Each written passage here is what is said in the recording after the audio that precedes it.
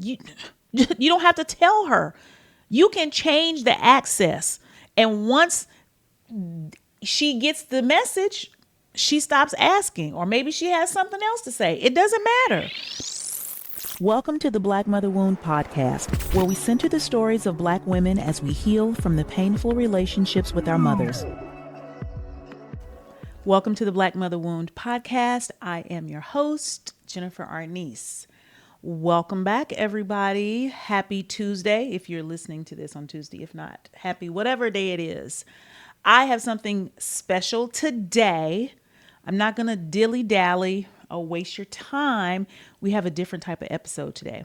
Today, we are doing a hottest questions asked by listeners. And some of these people have come through YouTube. Some of them have come through the audio version of the podcast. But I have 2 pages of questions that I'm going to be answering today. I've been collecting these and I wasn't sure if I was going to do like an episode on each one or if I would just answer them. And I think this is going to work best if I just go through and answer the questions. Some of them may turn into a full episode. So that's what I need you guys for. If any of these Q&As resonate with you and you want to go into more detail, then use the link in the podcast or the link in YouTube at the very top and go in there and just let me know like which question you want me to do more of an in-depth explanation on. And I'm going to number these in the podcast. So you can be like, oh, it was number 2, number 3, number 7, or whatever. I think we'll see how many we get through. If I don't get through the whole list, which I probably won't, then I'm going to do this Q&A two weeks in a row. So we'll finish it next week if I don't finish it this week. Okay. So let's hop right in. And let me say this. I have talked about pretty much everything on this list, but it's cool because I'm going to go back through it. Also, you will probably hear me say the same thing over and over again. You're going to get a sense of repetition, and I want you all to really understand, even though you feel as though your story is so unique, so different, it requires something special, it's not.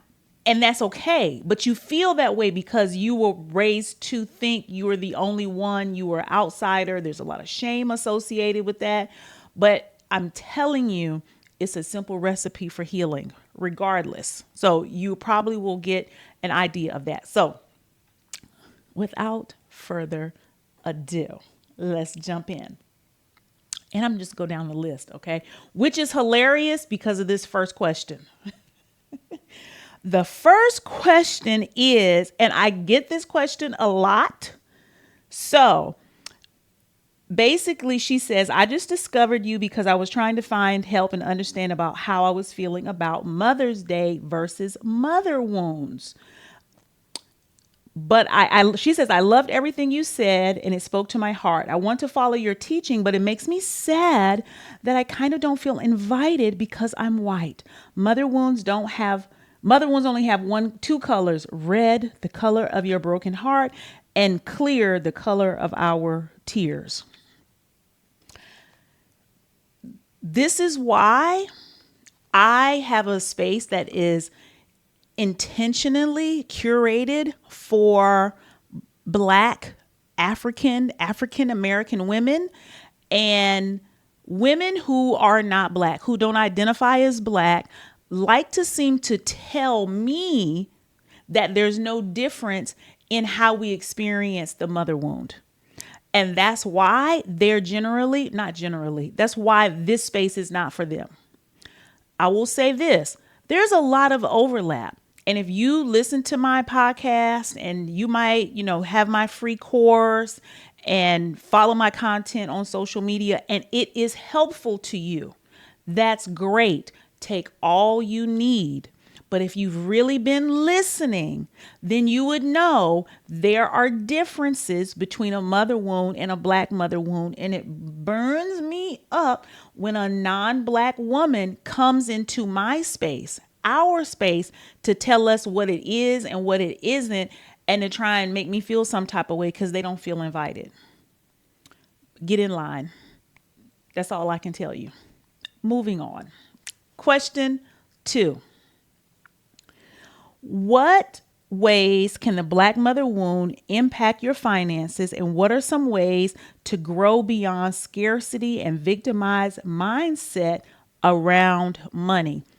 This is a really big question, and I believe for me, my mother wound severely impacted my thinking and my views around money. First of all, I'm going to suggest a book called Overcoming Underearning. I tell everybody to read it. It's the number one book to change your money story because it shows you how you see yourself and how you see your parents, i.e., your mother, and how that relationship shapes how you are with money. Money is a tool of authority. A mother wound is you lacking authority. Do you understand what I'm saying? So for many of us, we don't have, I want to say, the trust, the decisiveness, and the vision to handle money because we don't think we're capable. And I believe women like that probably have been wounded at a very early age. Like they were never allowed to mature. So if you were someone who wasn't allowed to grow and develop throughout your life, and you always were treated like somebody who didn't know any better, like a little girl, and your mother had to have control over everything, there's a very good chance that you're going to have issues with money because money is directly associated to authority out in the world. Now, there are other people who don't have this issue with money with their mother wound, and they were probably allowed to traverse getting older, experience more independence, shown different things in their life that allowed them to have a better relationship with money. Okay. But definitely read Overcoming Under Earning because that book will change your life. It changed my entire life. Okay. Because it's all about perspective. Question number 3. Can you talk about ways we punish our inner little girl? Okay. So the main ways that we punish our inner little girl are by rejecting her, abandoning her, shaming her. We don't know we're doing it because it's how we were raised. We were raised by a woman who abandoned us, rejected us, shamed us emotionally, mentally, even physically, right? So you were taught to treat yourself the same way that your mother treated you. So what does this look like on an everyday basis? And I'm just going to give you like a high level beginner what you need to be looking for. You need to be looking for how you talk to yourself. That's number 1. Are you like, oh, that's so stupid. How could you do that? You're so dumb. I can't believe this. How did you, if you talk down on yourself, you are abusing your inner little girl. Anytime she's making a mistake, you make a mistake, and you don't leave room for grace, for patience, for compassion, you're abusing her. Anytime you think that she should know how to do something, but she doesn't, and you punish her. You punish her with your words. You punish her by keeping something she wants away from her. You're abusing her.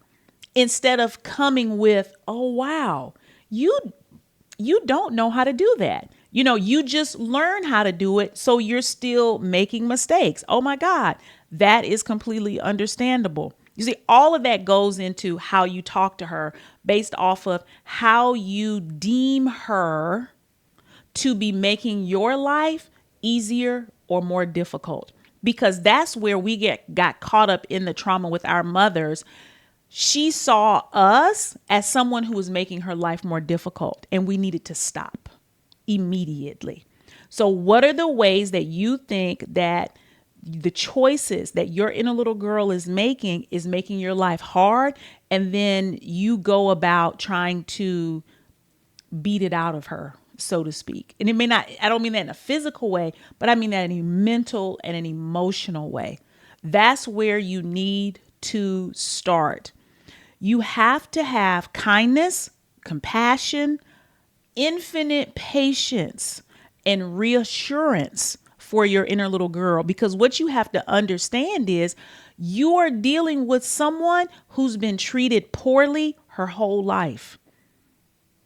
Okay? She's dealing with self-esteem issues. She's dealing with confidence issues. She's dealing with issues of not feeling safe, not feeling worthy.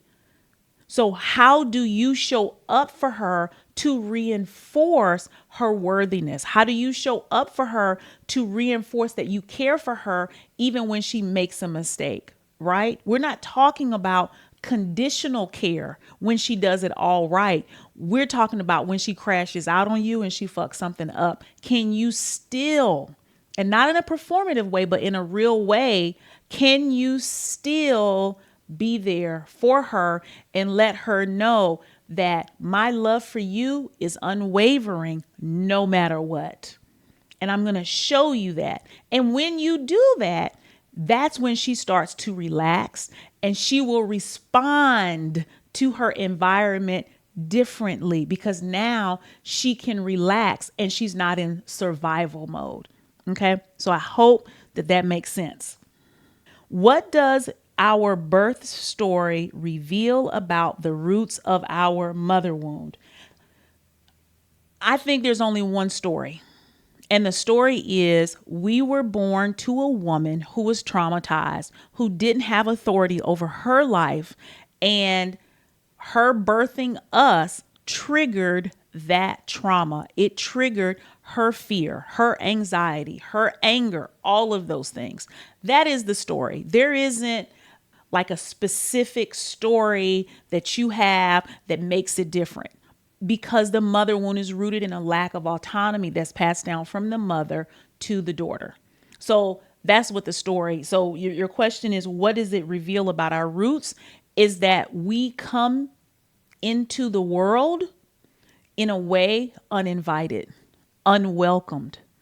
And that creates a belief in us that we're not worthy and that we're broken and that we are the cause for other people's problems.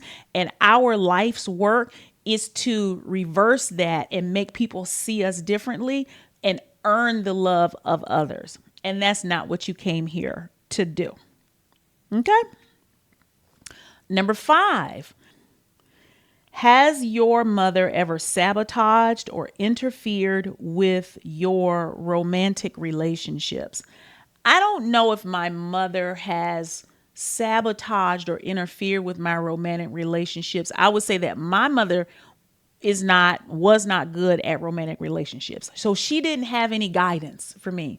She didn't know how to tell me who a good guy was, who a good guy wasn't, what I should be looking for, what I should be expecting, when to walk away. I was out here in the wilderness alone, sis. Okay. Now, to give a little more detail about her story, well, I guess she doesn't say much more. This is what she says. How do you process betrayal or boundary crossing? Well, first of all, this probably isn't the first time she's betrayed you. I think this might be one of those times where you have to really look at it and be like, damn, that's fucked up how she did me. But it's not the first time she betrayed you. It's not the first time that she wasn't loyal to you. You just may have overlooked it. So how do you deal with people who are not loyal to you? And people like to kind of have a category for their mother. Well, how would you treat your mother if she treats you poorly versus how do you treat somebody else if they treat you poorly? As if because she's my mother, I have to have a different set of rules. You should know by now, I don't have a different set of rules.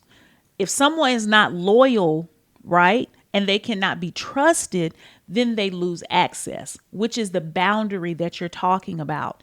And you're just going to have to put your big girl pants on and set the boundary, however it is, whatever it is. there's a chance, intuitively, I'm feeling, if you're listening, that you want to process this and set boundaries in a way so you can still have the relationship with your mother that you want. You don't want to upset her, maybe. You don't want to have a full crash out with her, but you just want to set some boundaries. I have a hard line in the sand. If you've been listening to me, then you already know this. You know, it's going to be challenging, right? It's going to make you nervous. It might even give you the damn hives to be like, I'm not telling you anything anymore. I'm not bringing men around you. I'm not letting you in my personal space. There are certain conversations we're not going to have. And you don't even have to tell her. Y'all be thinking to set a boundary. It's great to set a formal boundary verbally, but you can also just change your behavior, right? If she, oh, so what you been doing lately? You been out on any dates? No. You don't have to tell her. You can change the access. And once she gets the message, she stops asking, or maybe she has something else to say. It doesn't matter. But you might be like, hey, I'm not going to talk to you about that because I can't trust you. But my thing is, why would you be talking to somebody that you can't trust, even if they are your mother? Like, I need y'all to stop. Okay. But I'm not going to get into that because that's outside of the question. Next question. How do you develop your own identity without becoming entangled in your mother's image? And this is from a woman who grew up admiring her mother and wanting to be just like her. So the number one thing you're going to have to do in developing your own identity is disappoint her. Disappoint your mother. And maybe she's someone who has created a space where you're safe to do that. But if you're in this community, there's a good chance that maybe that's not the case. And you want to live up to whatever her standard is. But before you can even begin to disappoint her, you're going to have to go on and stay on an exploratory mission of figuring out who you are. Who are you? What do you like? What do you not like? What are your preferences? What are your values? And being honest with yourself when you're trying to do this work and you hear something in your mind say, oh, but mom wouldn't like that. But mom likes this. You're going to have to be able to stop, quiet that voice and say, what do I want? This is where the inner child dialogue comes in, where it's like you put your hand on your chest and you're like, I want to give you, inner little girl, the permission to tell me what you want, free from any expectations from our mother. I just want to know what you like, what you want to have. And I'm going to listen to that and I'm not going to judge you. You have to make that safe space for her. And you might come out with that there are lots of things about you that are similar to your mother, which would be normal because that's the person that raised you. But you are going to have to really explore who you are and what you want and doing things differently, and start asking yourself before you make choices like, is this what I want to do? Or is this what she would want me to do? And be honest about that. And also be okay in the gray area where you don't have the answers yet. And you're like, I don't want to do that thing that I used to do over there because that doesn't feel genuine and authentic, but I don't know what does feel genuine and authentic right now. Right. And that can be an icky place to be in. And you go back to the chest and you go back and you let her know, I know this is a icky place to be in, like this not knowing who we are. But guess what? We're going to figure it out. And no matter what, I still love you. I'm here for you. I'm always going to support you. And we're going to have a good time all along the way. I'll never leave you during this process. Right? That's a part of the healing. Like, oh, this is like, as we discover this, what does that look like? Okay. And then just making another choice. You also have to be okay with making mistakes and being like, oh, I did that once, but I don't like it now. I tried that. I didn't do it well. Do I want to try it again? Do I want to get better at it? Or am I going to toss it and keep going?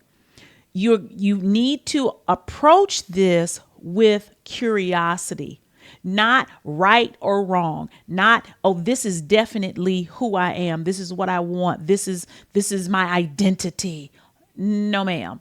It's going to be evolving. Even the healthiest people have an evolving and growing identity. I don't care how old you are.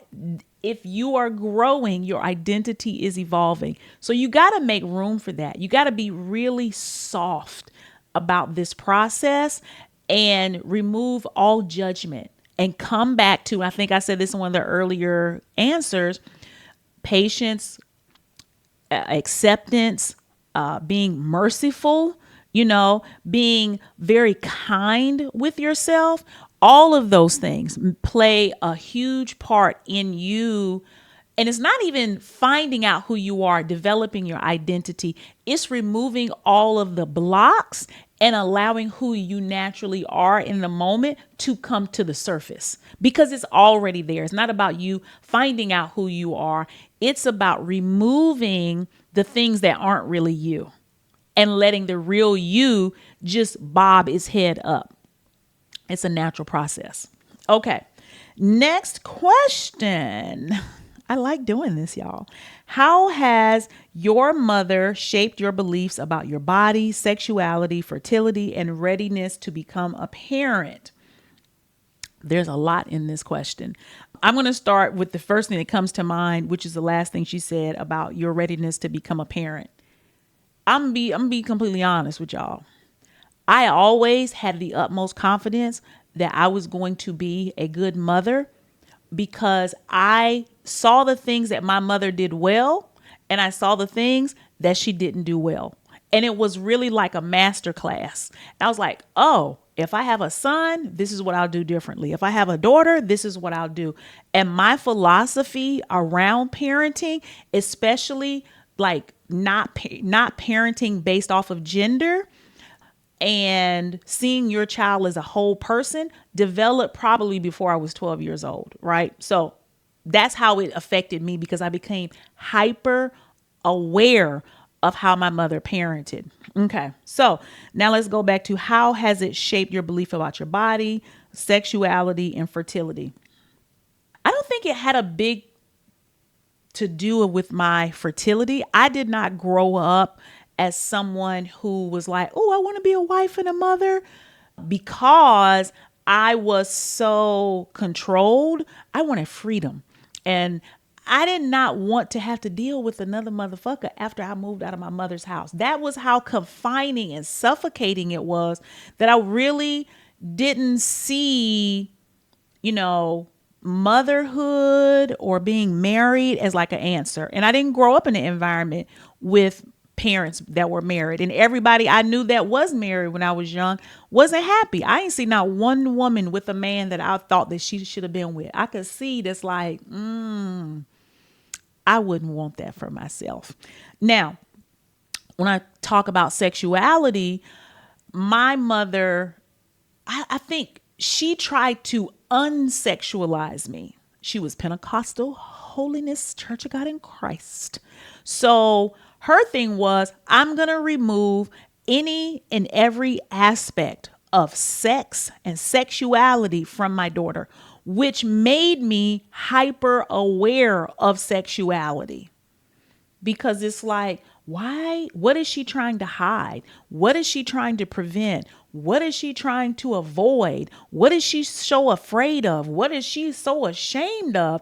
And it made me look more like, well, what's wrong? What's wrong with my body? Why shouldn't I show my body? And then I'm seeing the world and I'm like, people are moving through the world. You can see their hips. You can see their belly. You can see their arms. Why?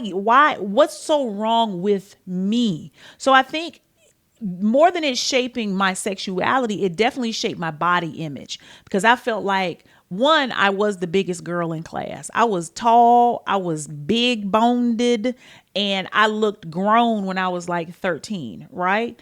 I did not know this. Okay. So I thought that something was wrong with me. I thought that I wanted to be skinny. I wanted to be like the dancers on Solid Gold. I wanted to have long hair. I wanted to be anything but me because I was the ugly duckling, right?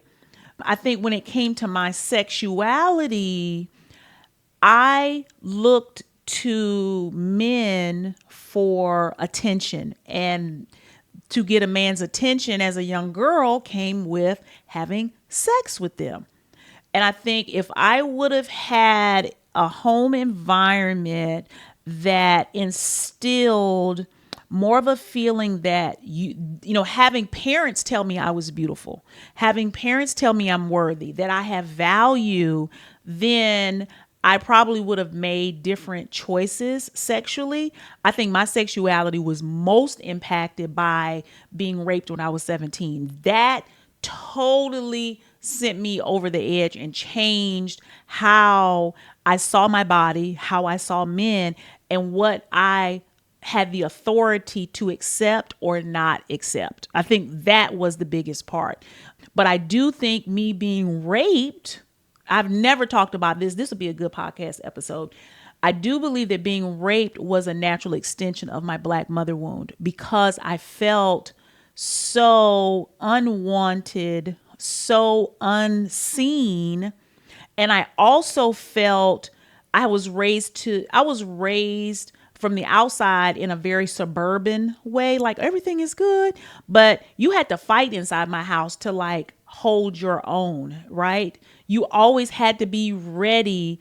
And I think that made me very aggressive as a teenager. So my interaction with men was like, what's up? What you gonna do? I didn't see them as dangerous per se, because I lived with a woman to me who was emotionally dangerous. And I'm like, well, if I can deal with her, I can deal with you. So it caused me to put myself in situations where I thought we good over here. Now, that doesn't mean that it was my fault what happened to me, but I had a certain mindset. Okay. So if that helps at all, and I might come back and do an episode because I do have a theory around how it was the natural progression of things, me being sexually assaulted, because I was prey. And I think that is deeply rooted in how I was raised by my mother. So that's that. I think I will talk about that some more.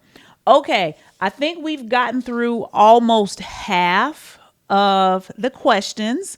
I knew I wasn't going to get through all of them. So next week, we'll come back and we'll go back and we'll do the second half of the questions. I love this. I would love your ideas and your thoughts, guys, on if you like to continue doing something like this. If you have questions, you can ask them. There's a link at the top of the show notes on wherever you listen to the podcast.